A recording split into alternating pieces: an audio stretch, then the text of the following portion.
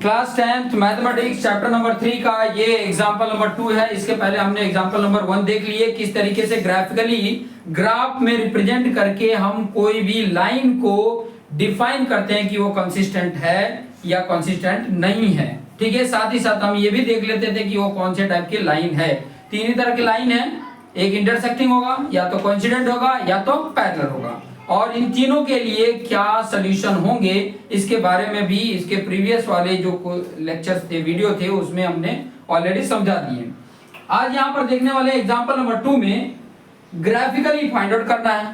Find करना है whether the following pair of equation has no solution, unique solution और infinite many solution. आप सभी को पता भी है नो सॉल्यूशन कब आता है, जब ये दोनों पेयर में होंगे, पैरेलल में होंगे, सॉरी, ये पेयर ऑफ इक्वेशन क्या होंगे, पैरेलल होंगे, तो नो सॉल्यूशन।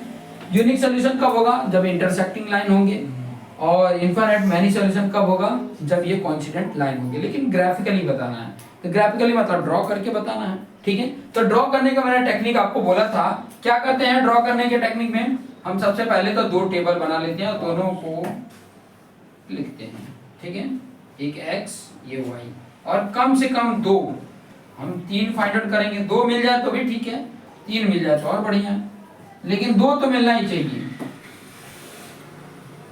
x और y। इस वाले इक्वेशन को मैं यहाँ पे लिखता हूँ, और किस तरीके से लिखना है, एक फॉर्म इधर रहना चाहिए, x इधर रख दो तो y वाला फॉर्म इधर जाएगा। देखो ये माइनस है, उधर जाके प्लस हो गया, ये प्लस है, उधर जाके माइनस हो गया, और ये मल्टीपल है तो इधर डिवाइड हो जाएगा। क्लियर।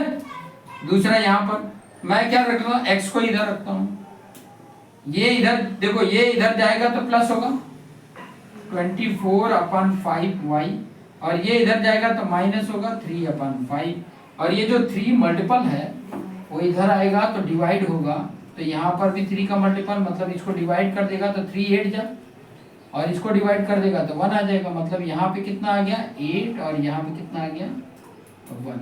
और इसको लिखना है तो दोनों में देखो ये कॉमन आ रहा है 5, और ऊपर क्या आ रहा है 8y - 1 आ रहा है। देखने में तो दोनों सेम ही लग रहे हैं, दोनों क्या है सेम हो गए ना, दोनों देखने में क्या हो गए सेम है। और ऐसा अगर देखने को मिल जाए तो ये क्या होगा, कोइंसिडेंट होगा। ठीक है, कोइंसिडेंट होगा तो कोई नहीं, हम तो ग्राफिकली बताना है, तो ग्राफिकली कब बताएंगे, जब दोनों एक ही पर आ रहे होंगे। कोई भी वैल्यू ले लो, अगर मैं y की वैल्यू 0 ले लूँ, 0 ना लेकर के कुछ और ले लेता हूँ जिससे कि मुझे ये 5 से डिवाइड हो जाए। ठीक है, तो 8 y की जगह पर अगर मैं 2 ले रहा हूँ तो 8 2 जा 16, और 16 में से 1 माइनस होगा 15, और 5 से डिवाइड हो जा रहा है, 5 3 जा 3 आ गया। क्लियर। इसमें भी वही लिख देने का 3 5 सॉरी 3 2। हाँ, अच्छा, अगर मैंने -2 ले लिया तो कितना होगा, -2 पे नहीं बैठेगा। चलो मैंने ले लिया, क्या ले लिया, एक और लो, 2 ही लेने का, क्योंकि बहुत ज्यादा इसमें डिफिकल्टी होगा, डेसिमल में हमें पुट करना थोड़ा डिफिकल्टी होगा, तो 2 ले लो। अगर 8 3 जा 8 4 जा कितना होता है 32, एक माइनस करोगे तो 31 ही होगा। और कहाँ जाते हैं, और चलो 6 लास्ट में कौन से में आएगा, 6 लास्ट में, 6 लास्ट में आए या 1 लास्ट में आए, तो 8 के टेबल में 1 लास्ट में आएगा क्या। ठीक है, 32 आ रहा है, टेबल पढ़ते जाओ, देखो 8 है, 8 के बाद 16, 16 के बाद 24, 24 के बाद 32, 32 के बाद 40, 40 के बाद 48, 48 के बाद 56 आ रहा, कितने बार में आ रहा, हाँ 7 बार में आ रहा। तो 7 में अगर रखूं तो 56 में से 1 माइनस हुआ 55, और 11 5 क्या होगा तो 11 आ जाएगा। ऐसे इसमें भी रख दो 11 और 7। ठीक है, तो ग्राफ तो ऐसे बनाना ही पड़ेगा हमें, ग्राफिकली बोला है तो ग्राफ बनाना पड़ेगा, अदरवाइज x की वैल्यू देखोगे तो 11 तक गया है, तो हमने क्या करना है, इसको यहाँ पर नहीं ड्रॉ करके हमने यहाँ पे करना है। ठीक है, अब मुझे बनाना है तो नीचे बनाओ कि ऊपर बनाओ, y की वैल्यू के ऊपर डिपेंड हो, सब पॉजिटिव है तो नीचे बना देता हूँ। ठीक है, ताकि हमारी सारी वैल्यू आ सके। क्लियर, क्योंकि इधर नॉन निगेटिव है, इधर भी निगेटिव नहीं है, तो नॉर्मली इस तरीके से ट्राई करना, ये 1 ये 2 ये 3 ये 4 ये 5 ये 6 ये 7 ये 8, हालांकि 7 तक ही है, इधर 11 तक है, तो 1 2 3 4 5 6 7 8 9 इसको और थोड़ा आगे बढ़ाओ, 10 11 12, ठीक है। अब यहाँ पे देखो पहली वाली 3 और 2, 3 ये गया और 2 ऊपर यहाँ पे आ रहा है, ये 3 2 हो गया।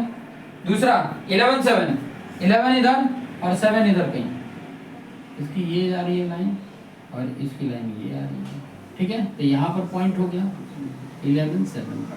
और दूसरा भी यहीं पर है, दूसरा भी कहाँ पर है, यहीं पर है। तो लाइन यहाँ पे बनाना है मुझे, इस तरीके से सेट करना, इसको आपने मिला देना, ठीक है। समझ में आ गया।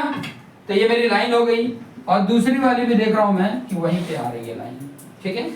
हालांकि चाहते तो इसमें अलग अलग रख के देख लेते तो आपको दिखता कि उसी पॉइंट पे ये भी आते हैं, ठीक है। मतलब कोई और ले लेते हैं तो अलग अलग होता है, दोनों अलग अलग नंबर भी होते हैं ना, तो आप देखते हैं कि इसी लाइन पे कहीं वो पॉइंट आते हैं, तो उसको भी मिलाते तो यही लाइन बनता, ठीक है। तो यहाँ पे लिख दोगे फ्रॉम द ग्राफ क्या है, क्या बताओगे इसमें से, from the graph the solution क्या लिखोगे, वही पूछा है ना, इक्वेशन हैज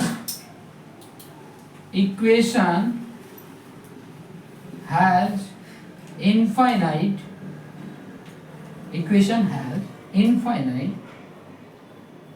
मैनी सॉल्यूशन होगा ना।